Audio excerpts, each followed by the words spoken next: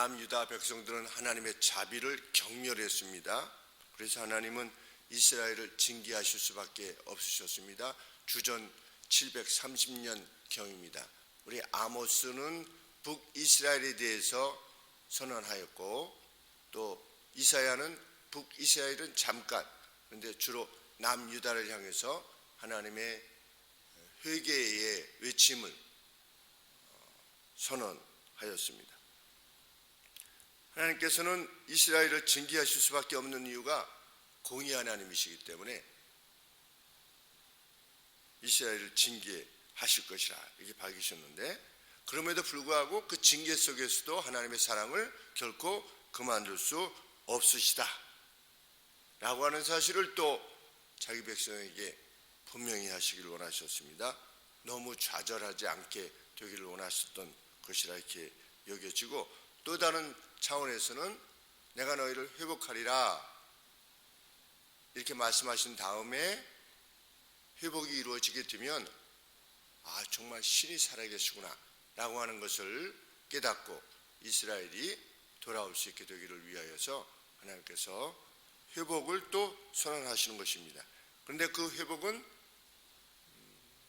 70년 만에 돌아올 것이라고 하는 회복, 그리고 1절부터 4절 말씀처럼 나의 종을 보낼 것이다 라고 하는 이 좀 더 멀리 있는 이 시기로부터 약 700년 뒤에 있을 예수님의 도래에 대해서 언급하시므로 이 둘 사건이 다 이루어지게 되면 내가 정말 하나님이라고 하는 것, 내가 신이라고 하는 것을 너희들이 인정하고 내 말을 따르기를 바란다 라고 하나님께서 이렇게 행하시는 것입니다.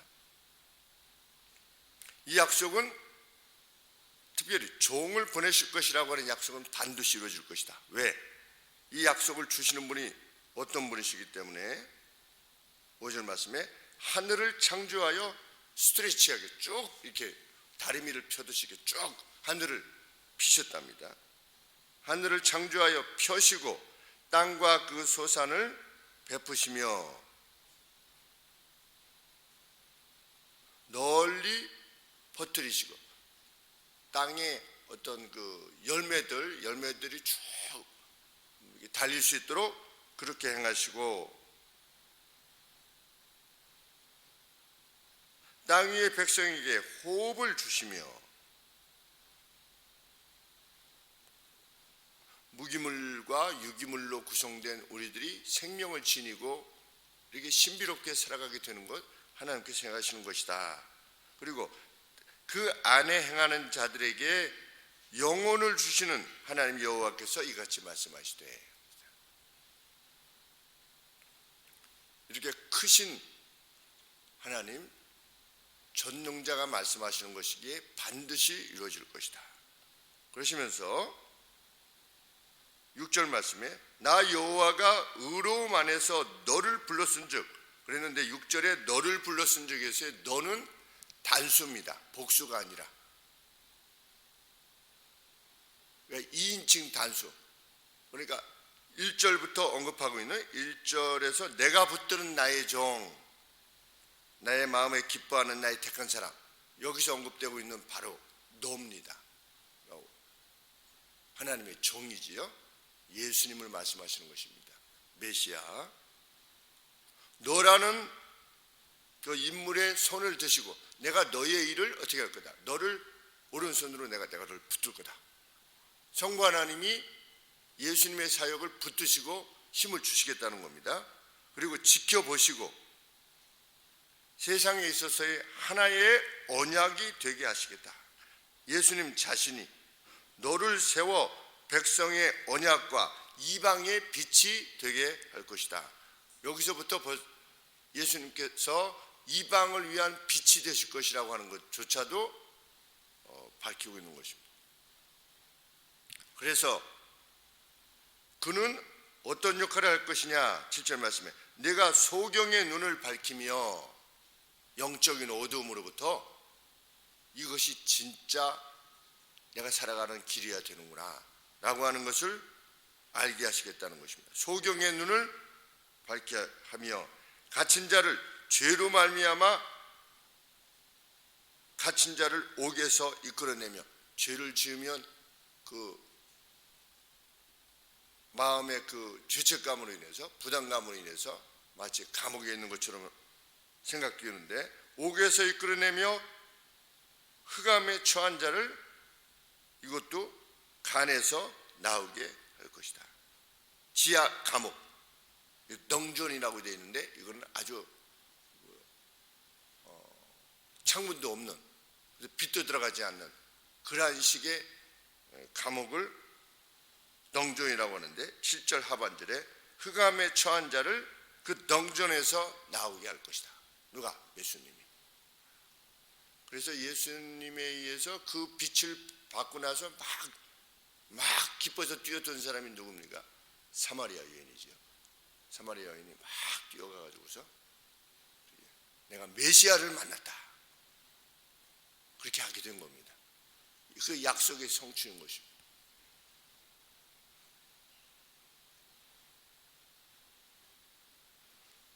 하나님께서는 하나님의 이름으로 보내실 종의 사역이 이루어질 것을 분명히 하시는 것입니다. 8절 말씀에 나는 여호와니 내 이름은 여호와다. 이 여호와라고 하는 말씀의 뜻이 무엇입니까? 나는 스스로 있는 자이라. 나는 전능하고 나는 영원하며 나는 변함이 없는 존재다. 이 뜻이 나는 여호와다. 이런 의미입니다. 그래서 모든 약속을 이룰 것이다. 그것은 이방의 우상들의 이름으로 되어진 것과 전혀 차원이 다른 성취가 될 것이다. 그래서 나는 내 영광을 다른 자에게 내 찬송을 우상에게 주지 아니하리라. 내가 말한 바가 이루어질 때 내가 진짜 신이라고 하는 것을 너희들이 알게 될 것이고 나를 높이게 될 것이다. 이렇게 말씀하시는 것입니다. 그러면서 9절 말씀에 보라 전에 예언한 일이 이미 이루었느니라. 이룰 것이라는 겁니다. 늘 말씀드리지만 히브리 어법에는 완전히 이루어진 것은 이루어질 것은 이루어졌다라고 하는 과거 텐스를 시제를 사용합니다. 보라 전에 예언하는 원문에는 없습니다. 전의 일이 이미 이루었느니라. 이게 무슨 말이죠? 고레스에 대해서 언급한 내용이 반드시 이루어질 것이라는 겁니다. 70년 뒤에 고레스라고 하는 인물을 통해서 너희를 다시금 돌아오게 할 것인데 그것이 반드시 이루어질 것이고 이제 내가 새 일을 구하느라. 어떤 일? 메시아에 대한 언급을 지금 구한다는 말씀입니다. 그러니까 아직도 고레스에 대한 것도 미래의 일이고 또 여호와의 종 메시아에 대한 것도 미래의 일인 거죠. 그 일이 시작되기 전이라도 너희에게 이루느라. 왜? 그 일이 이루어지게 되면 내가 여호와라고 하는 것을 영존하신 하나님이라고 하는 것을 신이라는 것을 너희들이 알 수 있게 하기 위해서 내가 미리 말한다는 겁니다. 그래서 하나님은 늘 가까운 일이 먼저 이루어지게 하시고 예언하시고 그 다음에 멀리 있는 일을 예언하시죠. 예수님이 뭐라고 말씀하셨습니까? 예루살렘에 돌 위에 돌 하나 남기지 아니하고 예루살렘이 멸망할 거다. 그렇게 말씀하시죠. 그랬더니 아니 이 하나님의 전이 어떻게 멸망한다는 말입니까? 제자들이 그렇게 말할 정도로. 그런데 예수님이 승천하시고 나서 약 35년 뒤에 AD 70년에 예루살렘이 초토화됐죠. 그래서 그날 너희는 뒤를 돌아보지 말고 산으로 도망가라. 그날에 겨울이 되지 않도록 기도해라. 그날엔 아이벤 이제 부녀에게 화가 있을 것이다. 왜? 그때 로마 군인들이 와서 누누이 말씀드리지만 120만 명을 살상한 겁니다. 120만 명 죽었습니다. 죽은 사람이 120만 명이 로마의 역사에 남아 있어요. AD 70년 120만 명이면 지금 우크라이나 뭐 한 500명 내로 뭐 죽었다, 뭐 3천 러시아군이 3천 명 죽었다, 뭐 이런 이야기가 언급되고 있는데 그만큼 죽어도 난리인데 120만 명이 죽었으니 당시에 예루살렘에 살던 수가 많이 잡아도 80만 명이랍니다. 그러니까 80만 명 이렇게 죽이고, 그리고 이스라엘 전역에 유대인들이 그렇게 죽은 겁니다. 120만 명. 그래 하나님 예수님께서 그날에 화가 될 것이다. 그리고 나서 바로 무엇에 대해서 말씀하시냐면 세상 끝이 이렇게 될 것이다. 이렇게 말씀하신 겁니다. 지금 고레스가 70년 만에 이렇게 할 것이다. 그리고 700년 뒤에 예수님이 오실 것이다. 이런 식으로 예언을 주신 거죠. 왜냐하면 너무 멀리 내려다볼 수 없으니까 그것이 이루어질 때 멀리 있는 것도 정말 그렇게 되겠구나 이렇게 생각할 수 있으니까 예언은 늘 그런 방식으로 하나님께서 자기 백성들에게 허락해 주셨습니다. 그래서 하나님이 말씀하시지 않았습니까? 41장 22절에 당차 당할 일을 우리에게 진술하라. 또 이전 일에 어떠한 것도 말해라. 그러면 네가 신인 줄 알겠다.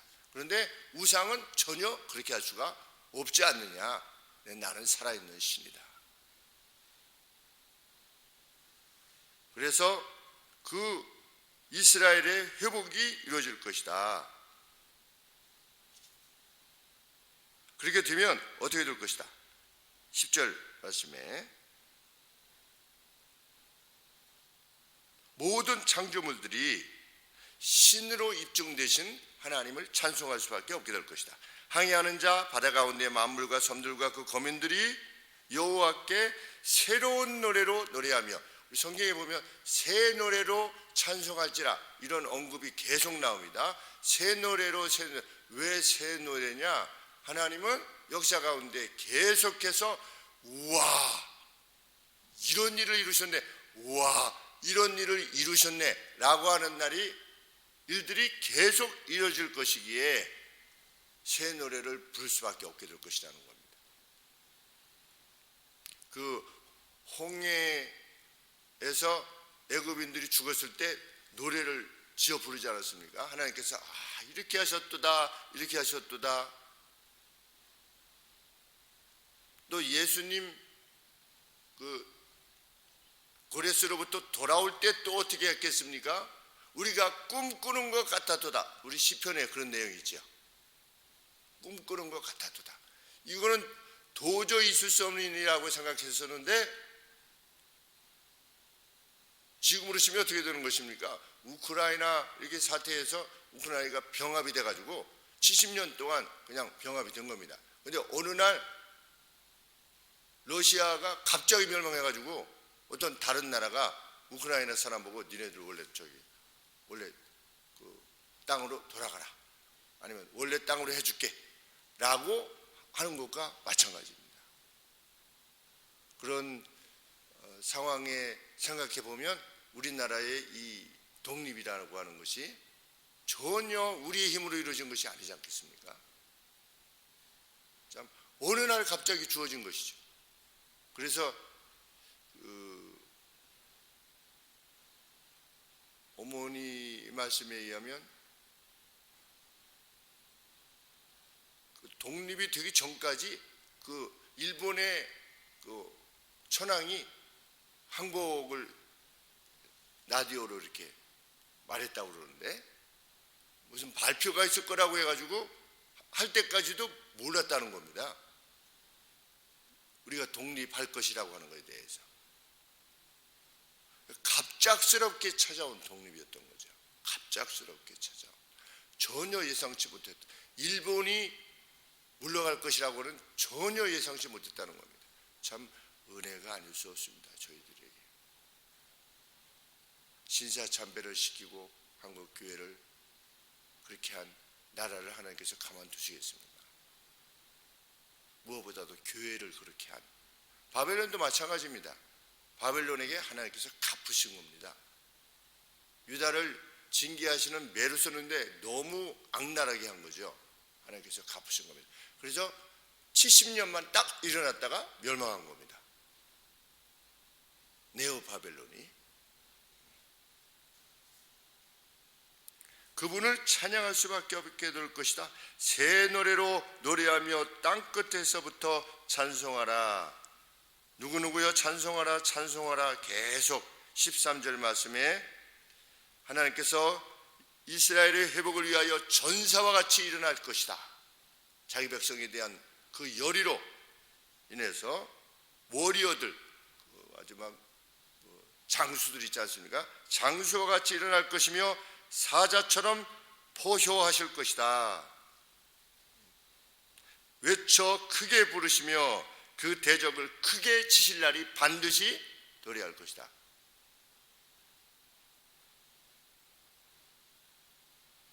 그런데 그 70년이라고 하는 세월이 하나님께서는 어떤 날이었다?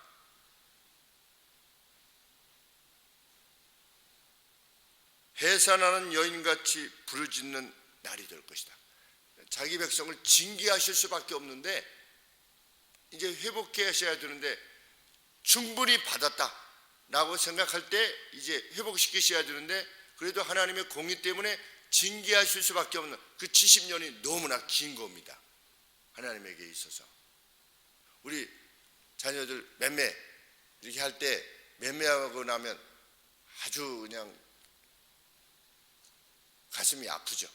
어렸을 때 이 녀석 바로 잡아야 되는데 우리 윤희가 막내가 어렸을 때 길에서 이거 하면 안 된다 그랬더니 막 길에서 그냥 누워가지고 막 이렇게 그거 있잖아요. 그래서 제가 평소에는 아유 어떻게 저렇게 길러가지고 이렇게 다른 사람 아기가 길에서 그러면 아유 좀 잘 길어야지. 근데 윤희가 이렇게 이게 그냥 되는 게 아니라 가지고 하면 맴매 아주 했죠. 맴매. 맴매하니까 또 막 이래요. 어린데도 이렇게 뭐 수그러드는 게 아니라 막 그래 이 녀석 봐라 맴매 또 해서 그래 이 녀석 맴매 이래가지고서 결국은 잘못했다 그래. 잘못했다 안 한대요. 그래 일로 안 오면 또 맴매 잘못했다 그래. 결국은 뭐 매 앞에 장사 없자고 잘못했어요.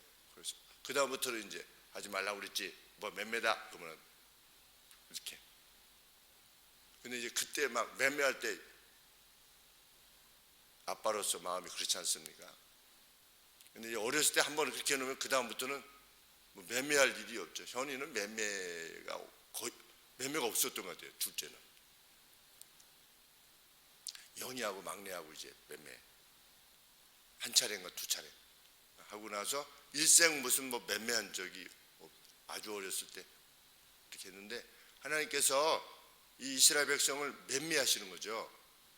맴매하시는 건데 유다 백성을 맴매하시는 건데 내가 해산하는 여인이 헐떡 고통스러운 것처럼 내가 고통스럽다는 겁니다. 지금 그 표현이 전사같이 일어나는 건 다음 시점이고 그 기다려야 되는 그 시간이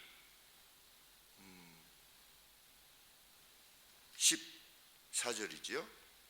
내가 오랫동안 고요하며 잠잠히 참았으나 기다릴 수밖에 없는 거죠.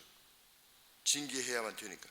이제는 내가 해산한 여인같이 부르짖을 것이니 숨이 차서 심히 헐떡거릴 것이다. 그날 하나님의 마음을 설명하고 계시는 것입니다. 하나님은 그 징계가 끝났을 때 어떻게 될 것이다? 전사와 같이 일어날 것이라는 겁니다. 그래서 어떻게 할 것이다? 이스라엘이 포로되었던 이방의 땅을 그냥 사막으로 만드실 것이다. 자기 백성을 괴롭혔던 15절에 내가 큰 산과 작은 산을 황무케 하며 그 초목을 마르게 하며 강들로 섬이 되게 하며 못들을 마르게 할 것이며. 그래서 하나님께서 자기 백성을 구속하실 것이다. 16절에 보는 것을 죄악으로 말미암아 보는 것을 빼앗겼던 이들을 이끌어내실 것이고 그들이 알지 못하는 길로 누구를 자기 백성을 인도하실 것이며 그들을 어둠으로부터 광명으로 이끌어내실 것이다. 그러니까 그 기록이 남아있는 거죠. 꿈꾸는 것 같았도다. 그들을 위협했던 바위 투성이의 장소, 여기 우리 표현이 뭐라고 되냐면 구분대 16절에 구분대를 곧게 할 것이라 이렇게 되어 있죠. 구분대를. 근데 그 구분대가 뭐냐면 바위투성이의 길. 그것을 무엇으로 만드실 것이다? 곧게 할 것이다. 평야로 만드실 것이다. 자기 백성을 위해서는. 자기 백성을 괴롭혔던 이방을 하나님께서 진노하셔서 그냥 사막으로 만드시지만 하나님께서 인도해 내신 자기 백성을 위해서는 바위투성이의 곳을 평야로 만드실 것이다. 하나님께서는 이렇게 먼저 말씀하시고 행하심으로 이방 신들의 가면을 벗기실 것이다. 17절에 조각한 우상을 의뢰하며 부어 만든 우상을 향하여 너희는 우리의 신이라 하는 자는 물리침을 받아 크게 수치를 당하게 될 것이다. 과연 하나님이 70년 뒤에 바벨론을 멸하시고 페르시아의 고레스를 통해서 돌아오게 하셨습니다. 그리고 보내신 그리스도를 통해서 이스라엘뿐만 아니라 이방의 빛이 되게 하셔서 오늘 예수님을 우리가 빛으로 받아들여서 어둠과 이별하고 빛된 생애를 살아가고 있는 것입니다. 이제 그 예수님께서 무엇을 또 약속하셨습니까? 내가 새 예루살렘을 너에게 반드시 허락할 것이다. 근데 그 새 예루살렘은 어떤 것이 될 것이다? 신부가 신랑을 위하여서 단장한 것 같은 그러한 새 예루살렘이 될 것이다. 얼마나 빛나고 아름다운 날이 될 것인가 우리가 기대하게 됩니다. 다시 한번 그곳에 모이는 구원받은 영혼들은 여호와 하나님을 새 노래로 찬양하게 될 것입니다. 그날 찬양하게 될 것입니다. 그것이 우리의 진정한 소망이요 하늘 소망이라 이렇게 믿게 됩니다. 기도하겠습니다. 주님,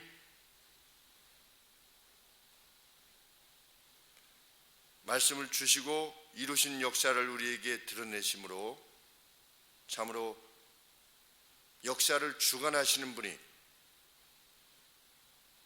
분명 살아계심을 밝히는 이 말씀이 우리 안에 또 우리 앞에 있게 하심을 감사합니다. 주께서는 역사뿐만 아니라 약속하신 모든 것들을 우리 생애 내에서 이루어 주실 것이라 믿습니다. 하나님의 나라와 하나님의 의를 추구하여 나갈 때 하나님께서는 모든 것을 더하시리만큼 그 기도를 들으시고 그 간절한 소원을 성취해 주시리라 믿습니다. 하나님, 그 날들이 우리 각각에게 멀지 않았음을 또 새 노래를 부르게 하실 것이라고 하는 확신을 가지고 아버지 앞에 있는 저희가 되게 하여 주시옵소서. 우크라이나를 위하여서 저희들 기도하며 이제 얼마 남지 아니한 대통령 선거를 위하여서 하나님께 간절히 구합니다. 주님, 이 땅을 긍휼히 여겨 주시옵소서. 예수님의 이름으로 기도합나이다. 아멘.